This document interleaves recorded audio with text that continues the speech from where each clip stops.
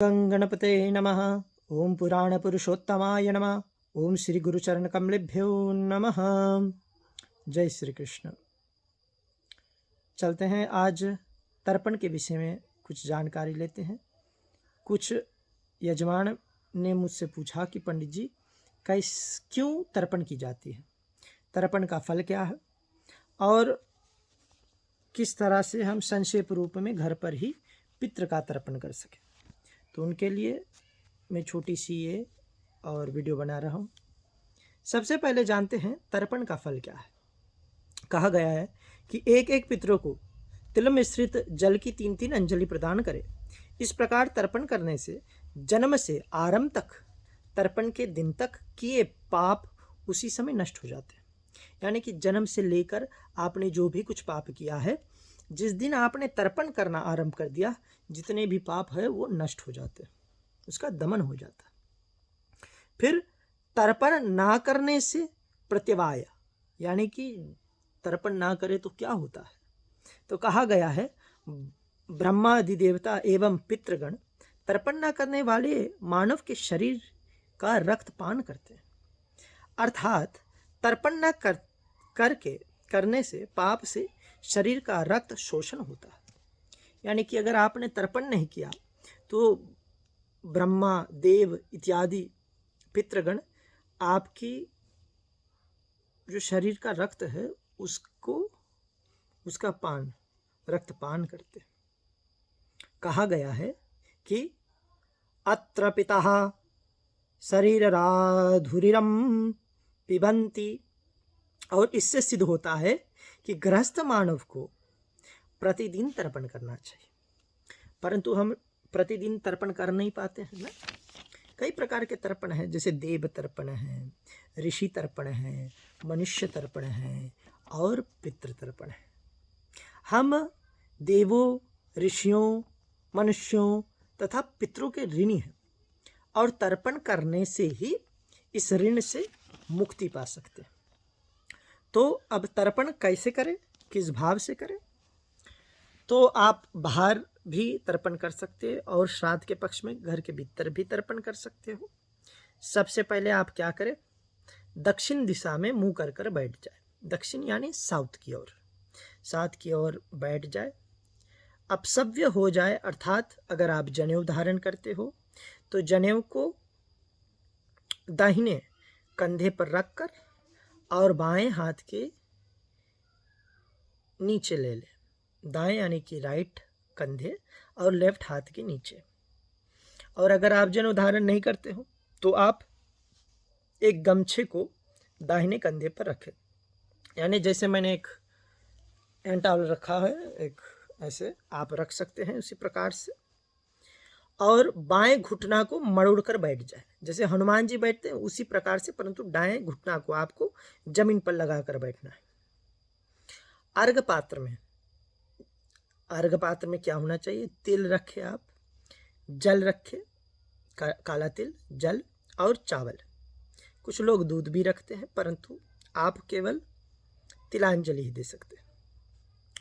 और कुशों को बीच से मड़ोड़कर उसकी जो अर्घ भाग है वो अपने दाहिने हाथ तर्जनी और अंगूठे के बीच में रखें। ये आपका अंगूठा है और ये तर्जनी, इनके बीच में कुश, 3 कुश आप ऐसे रख लें, क्योंकि ऐसे ही आपको इस तीर्थ से, इसको पितृ तीर्थ कहते हैं, पितृ तीर्थ से ही अंजलि देना है। 3-3 बार अंजलि देना है पितरों के नाम से। तो ऐसे कुश को आप रख लें। साथ में आप क्या करें, आप कुश की पैथी बना ले, दो कुश की पैथी बना ले। एक दिया रख ले, तिल का दिया भी रख सकते हैं, नहीं तो किसी और भी तेल का इत्यादि का दिया आप रख सकते हो। और फूल ले ले, थोड़ा चावल ले ले, काला तिल ले ले, और उसके साथ कहीं दक्षिण दिशा की ओर साफ जगह पर, अगर आपको भैरे तर्पण करना है तो अच्छी जगह पर अच्छी तरह से लीप कर एक कुश गाड़ सकते हैं, उसमें घाट लगा दे ऊपर। घर में करना है तो एक थाली में, फूल की थाली में एक गिलास में आप चावल भरकर उसमें कुश गाड़ कर घाट लगा दे और तिल अक्षत अंजलि जो है वो ले ले। फिर आप क्या करें, सबसे पहले एक लोटा जल भी रखें और उसमें आम का पत्ता लगा ले या एक चम्मच रख ले और अपने ऊपर छिड़का मारे। हरि ओम अपवित्रः पवित्रवा सर्वस्थांगतोऽपि वा यः स्मरेत पुंडरीकाक्षं स बाह्यावेन्द्रः शुचिः। ओम पुंडरीकाक्षः पुनातु, पुंडरीकाक्षः पुनातु, ओम पुंडरीकाक्षः पुनातु। फिर 3 बार जल लेकर पी ले। ओम केशवाय नमः, ओम माधवाय नमः, ओम नारायणाय नमः। हाथ धो ले। ओम ऋषिकेशाय नमः, हस्त्रः प्रक्षालयामहिम। फिर बाएं हाथ में जल ले, लेफ्ट हाथ में जल लेकर न्यास करें। ओम वांग में आसस्तु, ओम नासोर में प्राणस्तु, ओम अक्षोर में चक्षुरस्तु, ओम कण्योर में श्रोतमस्तु, ओम बाहोर में बलमस्तु, ओम हृदय में शांतिस्तु, ओम उर्वो में ओजस्तु, ऊपर से नीचे छिड़के। ओम अरिस्थानि मिंगानि तनुस्तनवामहे सहा संतु। इसके उपरांत जो पैथी आपने बनाया है, 2 पैथी, वो दोनों हाथ के अनामिका उंगली में पहन ले, रिंग फिंगर में। हरि ओम पवित्रेस्तो वैष्णव्यो सवितुर्वः प्रसवोत्पन्ना मिच्छद्रेण पवित्रेण सूर्यस्य रश्मिभिः तस्य ते पवित्रपते पवित्रपूतस्य जतकामः पुणे तच्केयम्। ठीक, इसी प्रकार से अब जो दीपक आपने रखा है उसको जला ले। ओम दीप ज्योतिर्पार ब्रह्म दीप ज्योति जनार्दन दीप हस्तु मे पापम पूजा दीप नमोस्तुते। फूल अक्षत लेकर चंदन से दीप नारायण को अर्पण कर दे। हरि ओम चंद्रमा मनसो जात चक्षुः सूर्यो जायत श्रोत्राद्वायुश्च प्राणश्च मुखादग्निरजायतम् दीप नारायणाय भ्यो नमः। प्रेम से बोले दीप नारायण भगवान की जय। अब आप क्या करें, जो पृथ्वी माता है उसको नमन कर ले, पृथ्वी में हाथ लगा ले। ओम ह्रीं पृथ्वी नमः, सूर्य भगवान को देखकर नमन कर ले। ओम ग्रणी सूर्याय नमः नमस्करोमि। इसके उपरांत आप अपने मस्तक पर एक चंदन भी पहले से लगाकर ही बैठे। अब आप संकल्प ले लें। उसके लिए आप जल ले ले, जल के साथ पुष्प ले ले, तिल ले ले, चावल ले ले और संक्षेप रूप से ही संकल्प कर सकते हैं। अपना गोत्र का नाम ले, किस दिन है दिन का नाम ले, किस समय आप कर रहे हो और अपने पितृ को ध्यान कर ले। और ये वाला आप बोल सकते अध श्रुति समृति पुराणों तक फल प्राप्ति अर्थम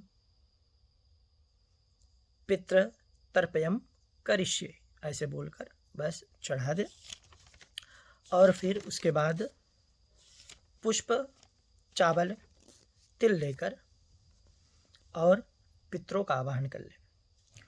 ओम आगच्छन्तु मे पित्र इदम गृहान्तु जलांजलिम। अब उसी कुश के लगे आप गिराकर फिर अब तिलांजलि देना है 3-3 बार और अपने पितरों के नामावली से देना है।